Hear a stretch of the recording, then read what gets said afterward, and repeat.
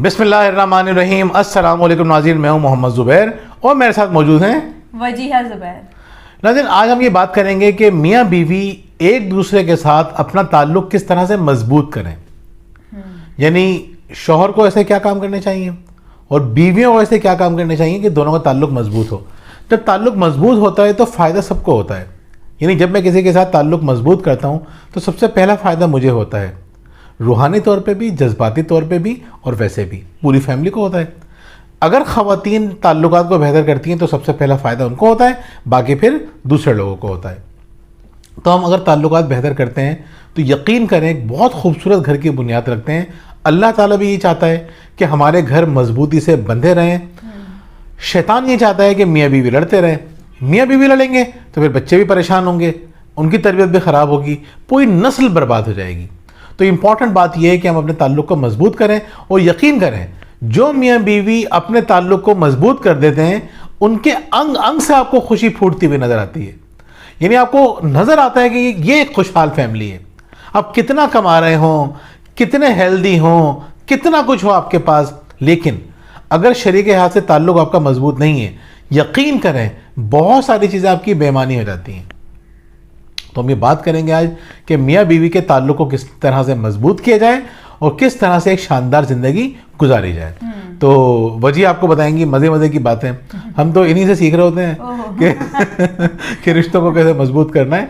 तो आज आपको ये बताएंगी अपने अंदाज से कि वो कौन सी 4 बातें हैं जिनका ख्याल रख के हम अपने ताल्लुक़ को बहुत मजबूत कर सकते हैं। जी वजी। जी बिल्कुल। पहली बात, अपनी गलती मानकर अपने शरीक हयात के करीब हों। हम ये गलती करते हैं कि हम ये गलती मानते नहीं हैं। क्या हो जाएगा कि हम मान लें कि हाँ हमसे कुछ गलत हो गया है, और वैसे भी गलती ना मानना और अपनी बात पर अड़े रहना तो शैतान का काम है ना। शैतान करता है ये काम, तो हमें तो वो काम करना ही चाहिए, शैतान करते हैं। तो जहाँ आपको लगे आपकी गलती है, आप मान लें, एडमिट कर लें कि हाँ ये हो गई मुझसे गलती, अब आइंदा ऐसा काम नहीं होगा। बहुत इंपॉर्टेंट बात है।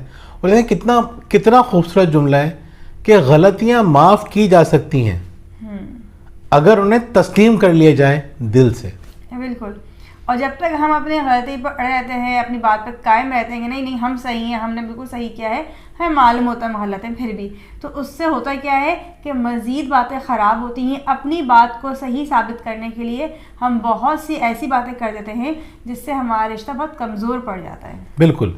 अच्छा, गलतियाँ दोनों को माननी चाहिए, शोहर को भी माननी चाहिए और बीवियों को भी माननी चाहिए। बिल्कुल ऐसा ही। यानी ऐसा नहीं कि हम ये कहना चाह रहे हैं कि सिर्फ बीवियाँ गलतियाँ मानते रहें, शोहर नहीं माने, या शोहर तो मानता ही रहता है, कभी कभी बीवी भी मान ले। नहीं, हम ये कहना चाह रहे हैं कि दोनों को अपनी, और गलती देखें सबसे होती है और अल्लाह ताला को हमारी गलतियों से कोई प्रॉब्लम नहीं है।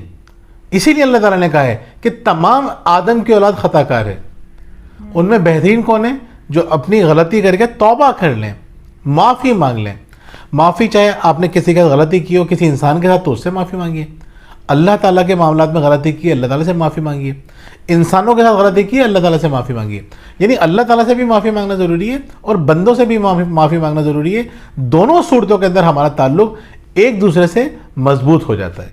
यहाँ पे मैं आपको एक बात बताऊँ कि जब हम अपनी गलती मान लेते हैं, हम कहते हैं हाँ हमसे गलत काम हो गया है, हमने ये गलती की है, अब हम आज से ये काम नहीं करेंगे, चाहे वो बीवी हो या शौहर हो। जब वो कमिटमेंट कर लेते हैं कि अब ये गलती दोबारा नहीं होगी, तो आप यकीन करें कि मामला ठीक हो जाते हैं, लेकिन मामला ख़राब भी हो जाते हैं। जी, ये है हमारा दूसरा पॉइंट। बिल्कुल। यानी दूसरा पॉइंट ये है कि कमिटमेंट करें, वादा करें, किसी को ये एहसास दिलाएं कि ऐसा नहीं होगा, तो फिर अपने वादे के ऊपर कायम भी रहें। यानी आपने गलती की, आपने कहा मैं आइंदा इंशाल्लाह ख्याल रखूँगी, या मैं आइंदा ख्याल रखूँगा, आइंदा ये शिकायत का मौका नहीं दूंगा। अच्छा, अब नेक्स्ट टाइम क्या हुआ कि आपने फिर वही गलती की। गलतियाँ होंगी, अब दोबारा सॉरी करें, लेकिन जब बार बार आप गलती करते रहेंगे, कमिटमेंट पूरी नहीं करेंगे, तो अब आपके ताल्लुकात पहले से ज़्यादा ख़राब हो जाएंगे। बिल्कुल। यानी यानी रिश्तों को ख़राब करने के पीछे जो हमारा हाथ होता है वो होता है हमारी मिस कमिटमेंट का।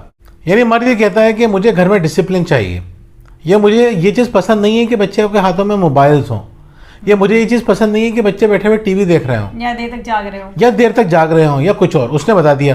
तो जाहिर सी बात है गलती तो है ना ये, कि एक औरत की मेजर रिस्पॉन्सिबिलिटी है कि बच्चों की तरबियत करे, बाप की भी है, लेकिन माँ की ज़्यादा है क्योंकि ज़्यादा वो टाइम गुजार रही होती है और उसकी एक रिस्पॉन्सिबिलिटी है। तो माँ कहती है हाँ सही कह रहे हैं आप। अच्छा, ये बात मैं पाकिस्तान की नहीं कह रहा हूँ, मैं दुनिया भर की आपको बात बता रहा हूँ। दुनिया भर में ये ख़वातीन ये बात मानती हैं कि पहली जिम्मेदारी हमारी है। यानी मर्द भी जॉब कर रहा हो, औरत भी जॉब कर रहा हो, तो घर आके बच्चों को ज़्यादातर माँ देखती है, खाने पकाने का इंतज़ाम माँ करती है।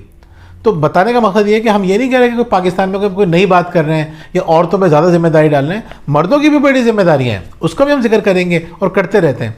अभी हम ये आपको बात बता रहे हैं कि कमिटमेंट अगर मर्द से आपने कर ली, उसने अपनी शिकायत आपको बताएं कि ये शिकायतें हैं, या बीवी ये कहती है कि आप देर से आते हैं, आपकी छुट्टी इतने बजे होती है, आपको जल्दी आना चाहिए, आप कहते हैं हाँ यार मैं चलो कल से जल्दी आऊँगा, या आपने कमिटमेंट कर ली कि हाँ आज हम जाएंगे बाहर घूमने के लिए, अब ये भी कमिटमेंट है, ये तो बहुत बड़ी कमिटमेंट है। हाँ। और फिर अगर आप भूल गए हैं और फिर एक दफ़ा हो जाता है तो दरगुजर किया जा सकता है, लेकिन जब बार बार ये काम होने लगता है तो इससे आपका रिश्ता कमज़ोर पड़ जाता है। बिल्कुल।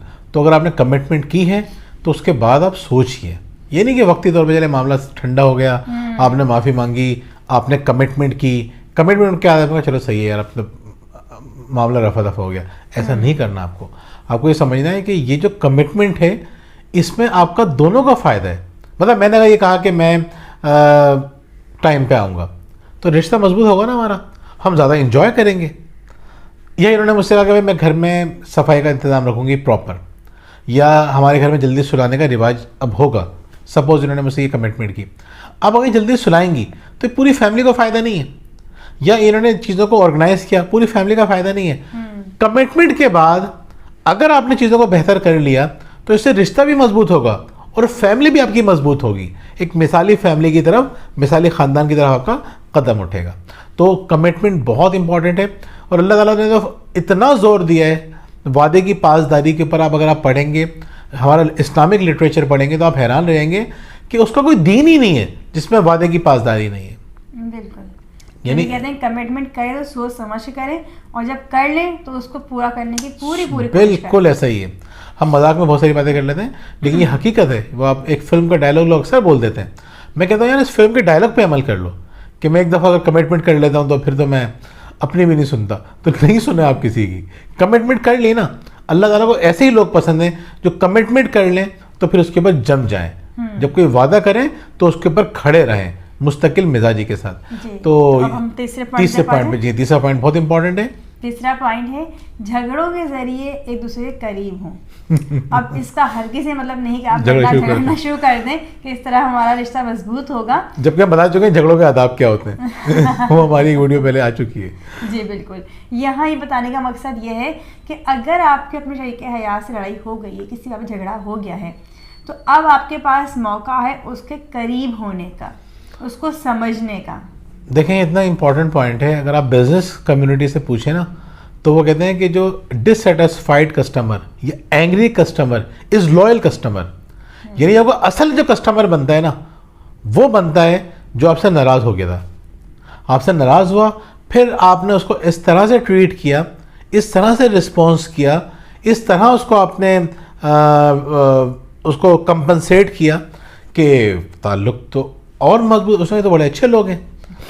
यानी मिसाल के तौर पे हम कोशिश किस तरह से करते हैं, पहले बिज़नेस की हम बात करते हैं। मतलब हमने किसी को अपनी कोई किताब भेजी, उन्होंने कहा आपकी किताब में तो ये एक सफ़ा प्रिंट ही नहीं हुआ या 2 सफ़ात प्रिंट ही नहीं हुए हैं, तो वो हमें तस्वीर खींच के भेज देते हैं, देखें आपकी किताब में। मतलब वैसे लोग ईमानदार हैं, उनका कहना ही काफ़ी होता है, लेकिन लोग क्या कर देते हैं सेफ साइड पर उसकी तस्वीर भी भेज देते हैं। तो हम कहते हैं चले ये तो हमारी गलती है ना कि आपको चीज़ सही नहीं मिली, तो हम क्या करते हैं फिर उनको नई किताब पूरी की पूरी भेज देते हैं। ये मिसाल के तौर पर हमसे कहता है कि आपकी किताब तो डैमेज होकर आई है, उन्होंने हमें दिखाया कि देखा से फटी हुई है, उसका गत्ता फटा हुआ है, तो हम कहते हैं हाँ ये तो अच्छी बात नहीं है, हमने आपने जो चीज़ मांगी थी वो ऐसी थोड़ी थी। तो हम क्या कर देते हैं, हमको दूसरी भेज देते हैं। लोग इतने खुश होते हैं। या कभी हमारा पार्सल आप देखें कोरियर सर्विस है तो बाज़ वो डिले कर देते हैं, जब वो डिले कर देते हैं तो हम उनसे इस तरह से ट्रीट करते हैं, हम कोशिश करते हैं कि उनको कुछ और चीज़ गिफ्ट भी कर दें या हम उनसे वैसे सॉरी कर लें। तो हम उनको जब इस तरह ट्रीट करते हैं, स्पेशल ट्रीट करवाते हैं, तो लोग बड़े हैरान होते हैं।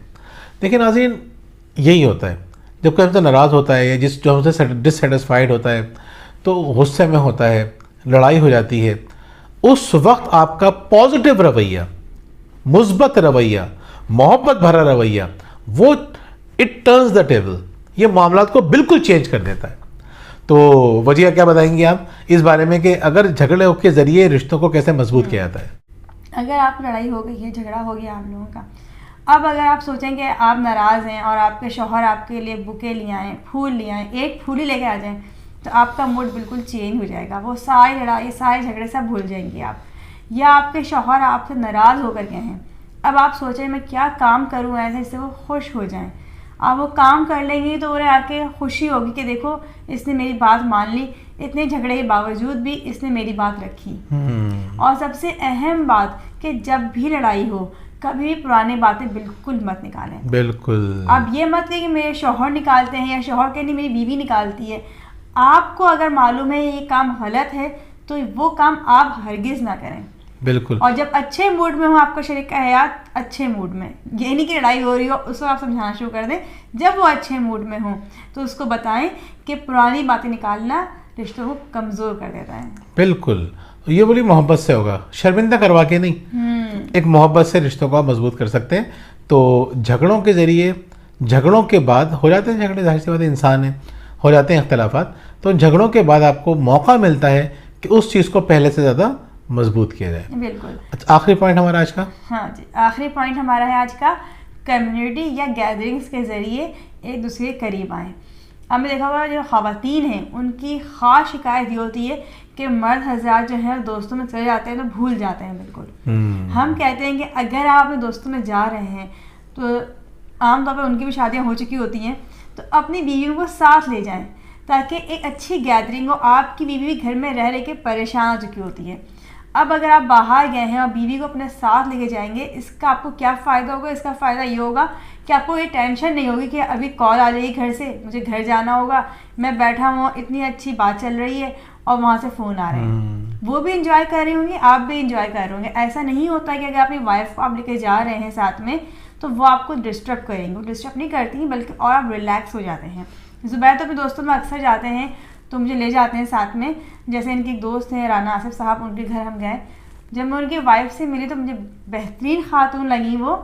और अच्छा, इसका एक फ़ायदा और भी होता है कि हम बहुत कुछ सीखने का मौका मिलता है हमें। वो बहुत समझदार खातून है, उनसे बहुत कुछ सीखने का मुझे मौका मिला कि ससुराली मामलात को, बाकी चीज़ों को, बच्चों को किस तरह लेके चलना चाहिए।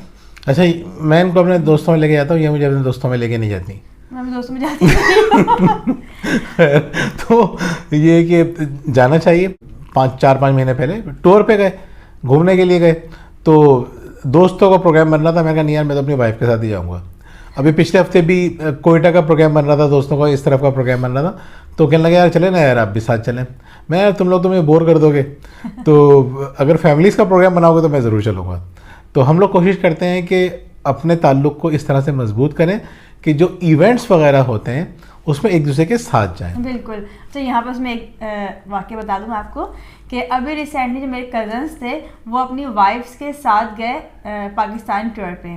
तो मेरी जो भाभी हैं उनसे मेरी बात हुई, मैंने कहा कि कैसा रहा आपका टूर?